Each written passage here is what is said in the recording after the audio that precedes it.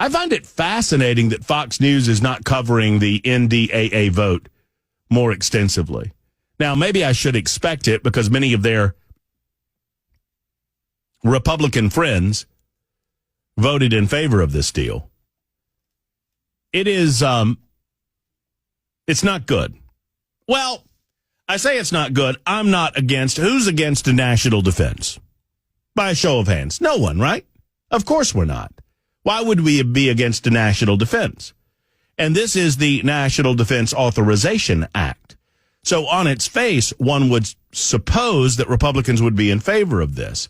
And one would suppose that the National Defense Authorization Act would include increased funding so that we can hire border security people that would actually secure the border, not process paperwork. That we would be able to hire individuals that will actually keep illegal aliens who are not supposed to be in the United States of America out of the United States of America. You know, it is a basic premise of the Biden administration immigration policy. And it's not something that went on during the Trump administration.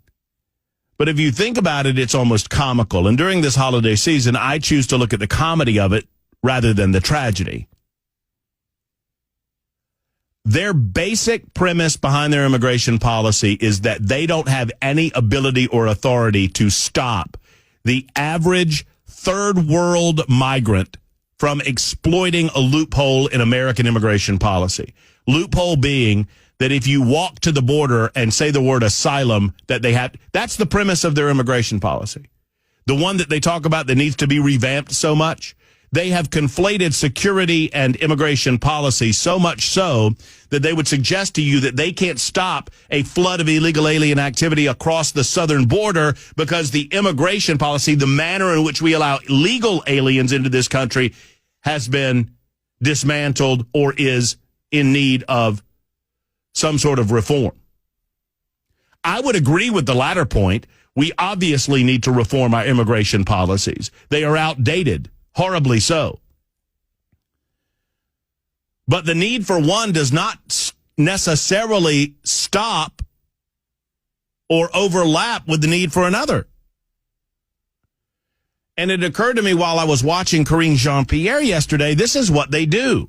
Every time they're asked about border security, they talk about immigration policy. Those two things are not the same two things. Y'all know that, right? Those two things are mutually exclusive, as a matter of fact, or at least should be. So the beginning and middle of the end of my analysis of the National Defense Authorization Act is this. It does nothing to address the greatest and biggest security threat the United States of America faces today, and that is our porous and open southern border. As I said to Chris Hand moments ago,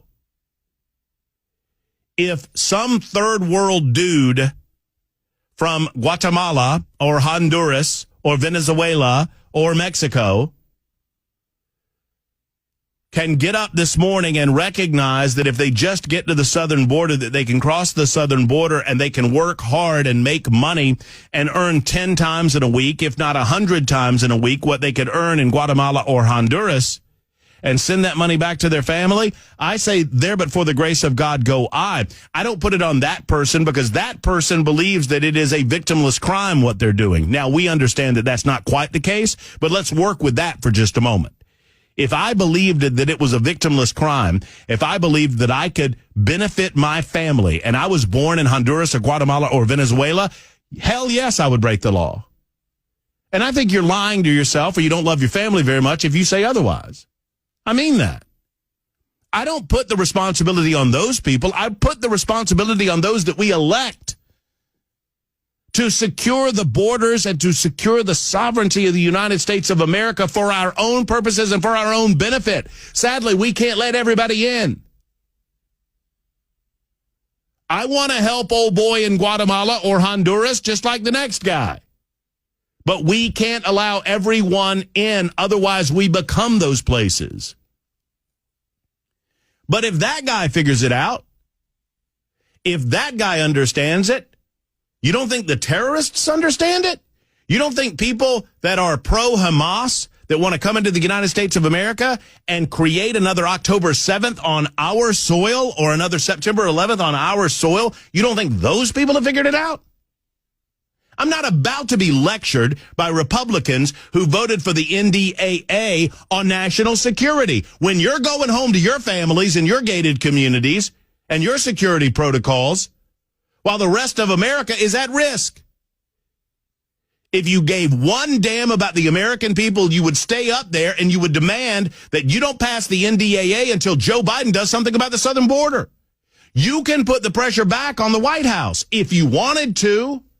Instead, it's too busy. You got Christmas parties to go to, man. I didn't ask you to sign up for this. You asked to sign up for this. You applied for the job. Whatever your district is, wherever your home, whatever you call home base. I'm talking to Republicans that voted for the NDAA. You signed up for this, so don't tell me that you got a family too. I don't want to hear about it. I've got a family, and my family is more at risk today because you are not doing the things necessary to secure the southern border, which is the greatest security risk that we face. It has nothing to do with FISA, and it has nothing to do with the NDAA. Oh, you'll take a stand when it means bigger government. You'll take a stand when it means more money flowing, more fake money being printed by the National Treasury and flowing into political coffers so that you can take credit for things. But you don't do what is necessary. I'm sick of it. I have fought consistently against this concept of the uniparty because I do believe that there are fundamental differences between Republicans and Democrats, and I think there are fundamental differences between conservatives and liberals, more so than the political designations. But I'm getting about sick of it. I'm getting about sick of it. All right, that's my rant.